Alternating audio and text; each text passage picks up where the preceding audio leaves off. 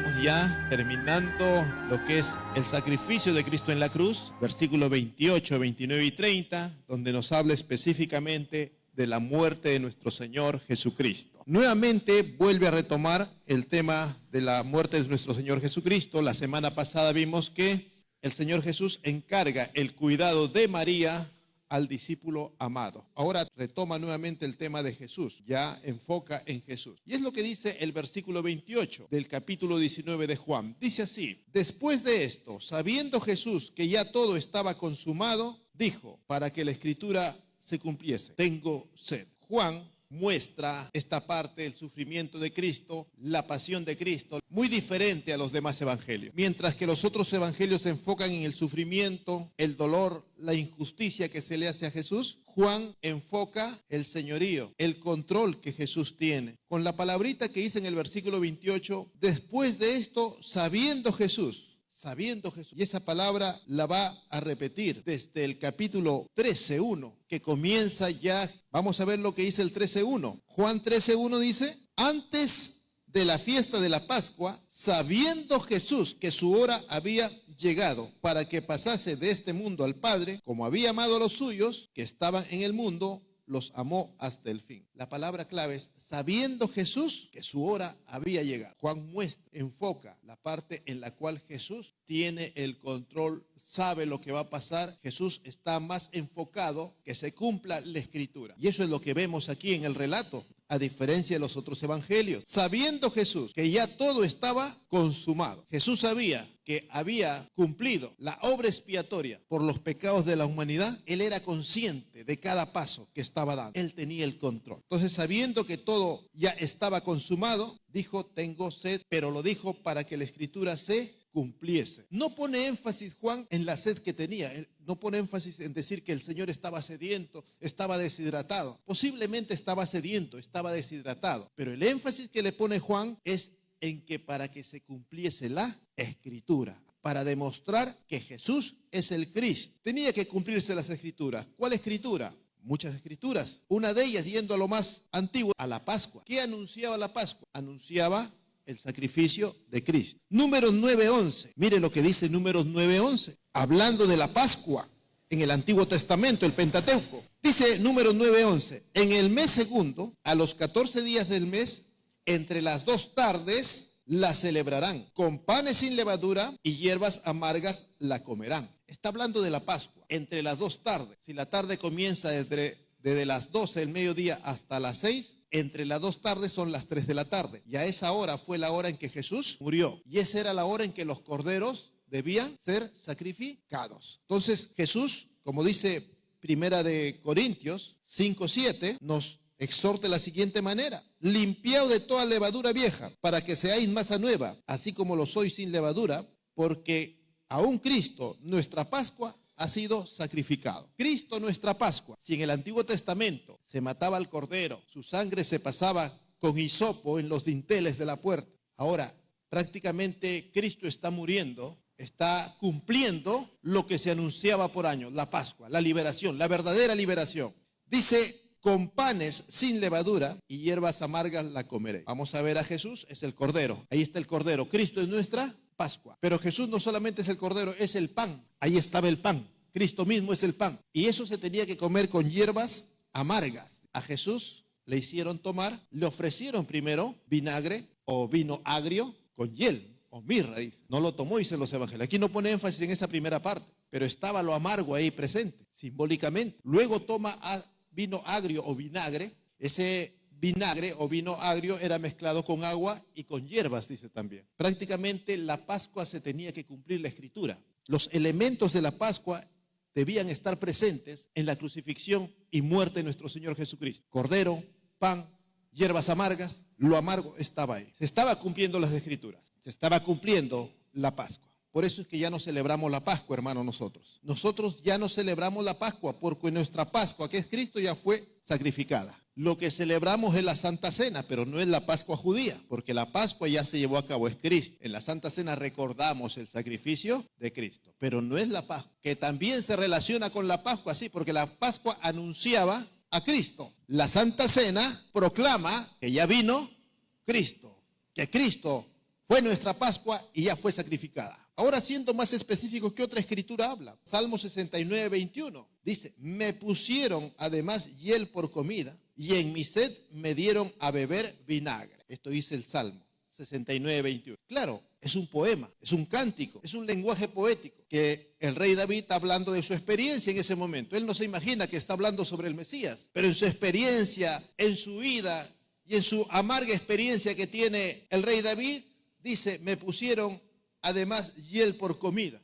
Está hablando de su experiencia personal, de la amargura que está pasando. Y en mi sed me dieron a beber vinagre, de su sufrimiento. Tal vez David ni pensaba que estaba escribiendo sobre el Mesías, pero el Espíritu Santo sí sabía que estaba escribiendo sobre el Mesías. El autor humano, el escritor humano, que es David, él estaba escribiendo poéticamente su experiencia, pero el autor divino estaba escribiendo los sufrimientos del Mesías, el Cristo. Luego vamos a ver que Jesús sabía. Dijimos en el capítulo 13, versículo 1, sabiendo que su hora había llegado. Luego en el versículo 3 del capítulo 13 dice, sabiendo Jesús que el Padre le había dado todas estas cosas, las cosas en las manos, y que había salido de él y a Dios iba. Él sabía que su hora llegaba para regresar con el Padre. Juan 18:4 dice así, pero Jesús, sabiendo todas las cosas que le habían de sobrevenir, se adelantó y les dijo, ¿a quién buscáis en el huerto? Es decir, Juan enfoca, Juan resalta que Jesús estaba en control de todas las cosas que estaban pasando, sucediendo. Vamos al versículo 29 ahora. Dice así el versículo 29. Y estaba allí una vasija llena de vinagre. Entonces ellos empaparon en vinagre la esponja y poniéndola en un hisopo, se la acercaron a la boca. Cuando Jesús hubo tomado el vinagre, dijo, consumado es, y habiendo inclinado la cabeza, entregó el espíritu. Jesús toma el vinagre como símbolo del sufrimiento. Las hierbas amargas que tenían que comer en la Pascua los israelitas representaban la amargura, el sufrimiento en Egipto. Aquí Jesús está tomando este vino agrio o vinagre representando al sufrimiento por causa del pecado, el cual Cristo va a redimir a través de la cruz, a través de su muerte. En este evangelio vemos a Jesús tomando el vinagre. Vamos a ver qué toma. Este tomar el vinagre o el vino agrio representa que él acepta ese trago amargo, dice. El trago amargo, como dice Lucas 22:24. Padre, si quieres, no me hagas beber este trago amargo, dice, pero no se cumpla mi voluntad, sino la tuya. Estoy leyendo en la Nueva Versión Internacional, ¿no? Pone trago amargo. En otras versiones habla vinagre. El vinagre está representando simplemente, es un símbolo, pero el trago amargo era los sufrimientos por causa del pecado. Estaba ahí presente y la expiación de nuestros pecados fue consumado allí en la cruz. Todo lo que la ley demandaba, la demanda de la ley por causa del pecado, ¿cuál es? La paga del pecado es muerte. No había forma de redimir, no había forma de pagar ese pecado. Para pagar ese pecado que ofendió a Dios, que manchó toda la creación, ensució todo, pues debía ser un sacrificio puro, santo y sin mancha. ¿Quién moriría por eso? ¿Qué sacrificio podría ser puro, santo y sin mancha? Si el pecado ensució toda la creación, ningún hombre podía hacer ese sacrificio porque todos los hombres nacemos con pecado. ¿Algún animal podría suplir eso? Ninguno, porque toda la creación fue contaminada por el pecado. Si Dios permitió en el Antiguo Testamento sacrificar animales por el pecado, fue como símbolo, nada más, de lo que sería el verdadero sacrificio que sí cubriría esos pecados. El último y gran sacrificio, el sacrificio de Cristo. Ya no sería como los sacrificios de animales que se hacían cada año, porque una vez al año tenían que hacer el sacrificio por el pueblo, el día de la expiación, en el cual el sacerdote sacrificaba un animal y con esa sangre entraba al lugar santísimo y pedía a Dios por los pecados del pueblo. Esa sangre que se hacía el día de la expiación una vez al año cubría los pecados por un año nada más. Al otro año tenían que renovar nuevamente otro sacrificio.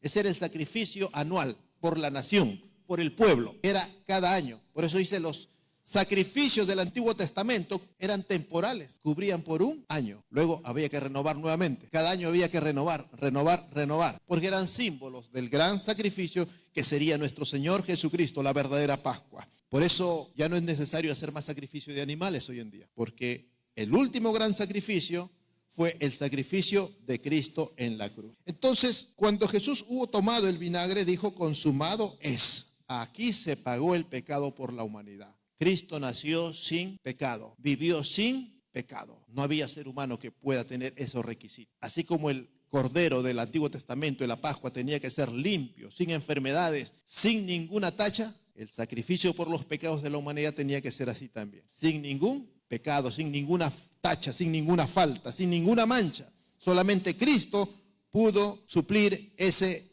requisito del Padre. Entonces aquí dice ya Jesús, consumado es, y habiendo inclinado la cabeza, entregó el Espíritu. Dice en Juan 10:17, Jesús anuncia esto, su muerte, de esta manera. Mire, por esto me ama el Padre, porque yo pongo mi vida para volverla a tomar. Eso lo dijo en el capítulo 10. Nadie me la quita, sino que yo de mí mismo la pongo. Tengo poder para ponerla y tengo poder para volverla a tomar. Este mandamiento recibí de mi Padre. Jesús está anunciando y nos está aclarando de que a Él nadie le quita la vida. Es decir, ni los romanos, ni los judíos, ni nadie podía quitarle la vida a Cristo. Así como Adán no podía morir antes del pecado, porque era sin pecado, Jesús tampoco. La única manera en la que Jesús podía morir es entregando su vida. Así es que aquí pone énfasis Juan, de que no es que le quitaron la vida, pobrecito, que ya no tuvo escapatoria y lo mataron. No, Juan pone énfasis que Él entregó su vida. A Él no lo hubiesen podido matar. Él no hubiese podido morir, pero Él murió porque Él entregó su vida. Él puso su vida. A mí nadie me la quita, dijo. Yo mismo la doy. Él no estaba bajo la maldición del pecado. Él no estaba bajo la condena del pecado. La paga del pecado es muerte. Por eso dice, y Juan lo pone así, habiendo inclinado la cabeza, entregó voluntariamente. Entonces, esa es la obra redentora de nuestro Señor Jesucristo. Una obra maestra de Dios el Padre, una solución para el pecado de la humanidad que ni el ser humano más sabio, ni el ser más sabio, sea humano o espiritual, hubiese podido crear. Solamente Dios. Así como el hombre, la humanidad se metió en un problema del cual no había solución, el pecado y la muerte y la perdición de la humanidad, Dios dio una solución que era imposible de realizar. Nacer un ser humano, Cristo Jesús, Dios se hizo hombre humano, y nació sin pecado, vivió sin pecado y murió por la humanidad. Amén. Siendo así la ofrenda perfecta, sin mancha.